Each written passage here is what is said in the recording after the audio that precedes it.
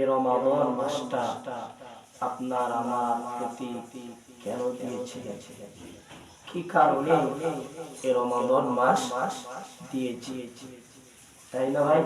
মনে আছে তো? প্রত্যেকটা জিনিসের একটা উদ্দেশ্য আছে, ঠিক না? আমাদের এখানে একটা উদ্দেশ্য, আল্লাহর হুকুম পালন করব, আল্লাহ আমাদেরকে সওয়াব দিবে। কিয়ামতের ময়দানে আল্লাহ কিন্তু দেখবে কার কেমন নেকি, মিজানের পাল্লায়, মানদণ্ড পাল্লার মধ্যে আল্লাহ আপনার আমার নেক আমলগুলো দেখবে। আমরা নেকির আশায় আল্লাহ তাআলার সন্তুষ্টির জন্য এখানে এসেছি, তাই না?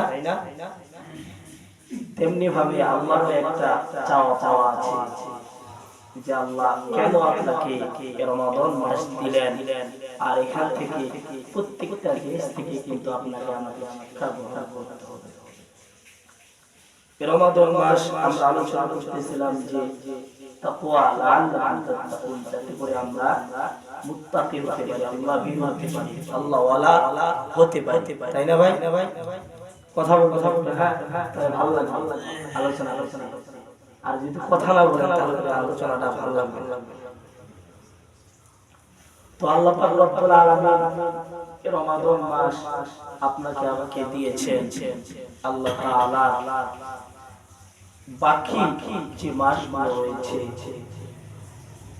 যেমনি ভাবে যারা সরকারি পর্যায়ে চাকরি করে দেখবেন 2 মাস 2.5 মাস তাদের আগে প্রশিক্ষণ হয়, ট্রেনিং হয়, না ভাই?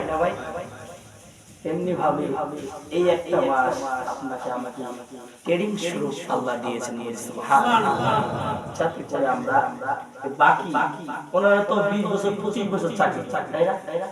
2 মাস 2.5 মাস 2 মাস 2.5 মাস হ্যাঁ ট্রেনিং করে এরা 25 বছর 26 বছর চাকরি করে। আর আমরা তো মাত্র 30 দিন ট্রেনিং করার পরে আপনার আমার কতদিন চলবে? 11 মাস। সুবহানাল্লাহ, 11 মাস। এই জন্য এটাও একটা শুকরিয়া যে আল্লাহ পাক রব্বুল আলামিন অল্প সময়ে আপনাকে আমাকে এখান থেকে প্রশিক্ষণটা নিয়ে বাকি 11 মাসটাকে আপনাকে অতিবাহিত করতে হবে, ঠিক না?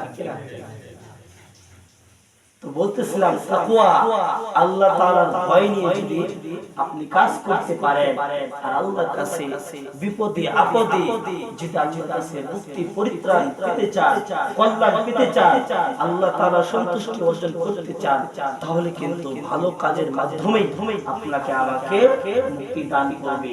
এটা বুখারী শরীফের একটা ঘটনা আপনাদের সামনে আমি উল্লেখ করেছিলাম। তো এই ঘটনাটা উল্লেখ করার পরে একটা 3 ব্যক্তি ছিল, 2 ব্যক্তির কথা বলা হয়েছিল, ইতিমধ্যে সময় শেষ হয়ে গিয়েছিল, এই জন্য আপনাদের সামনে বাকি বিষয়টা আমি উপস্থাপন করতে পারি না। তো বলতেছিলাম যে আল্লাহ রাসূল একটা জিনিস মনে রাখবেন, গত জুমায় আমি বলেছিলাম, আপনাদের খেয়াল আছে না জানি না, যে আল্লাহ রাসূল প্রত্যেক জুমায় তিনি এই আয়াতের তরজমা করেছিলেন। সে আয়াতটা হচ্ছে ইয়া আইয়ুহাল্লাযীনা আমানু তাকুল্লাহ ওয়া কুলু কাওলান সাদীদা, হে ঈমানদারগণ তোমরা সদা আমাকে ভয় করো, তাই না ভাই? আজকে যদি আল্লাহর ভয় থাকতো, এই বিষয়টা বারবার বলাটা আমার নিজেই খারাপ লাগছে, কিন্তু আল্লাহ রাসূল প্রতি জুমায় এটা বলতেন। সুবহানাল্লাহ। আল্লাহ রাসূল যদি বলতে পারে, আপনি আমি কি? আপনাকে তো আর বেশি বলা, তাই না ভাই? মন খারাপের কিছু নাই। আল্লাহ রাসূলের প্রতি জুমায় এই বিষয়টা আলোচনা করতে পারে, তা আপনি আমি কি? সাহাবায়ে কেরাম তো সাহাবী ছিলেন, তারা তো নবীজিকে এই চর্মচোখ দিয়ে দেখেছে, তাদের জন্য জাহান্নামের আগুন হারাম। তাদের সামনে যদি তিনি প্রত্যেক জুমায় এই আলোচনা করতে পারে, আপনি আমি কি?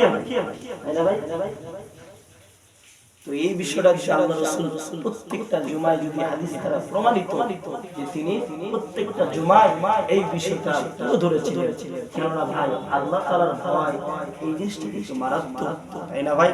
আল্লাহ তাআলার ভয় যদি আপনার আমার দিলে থাকতো, তাহলে আমরা কখনো রমজান মাসে রোজা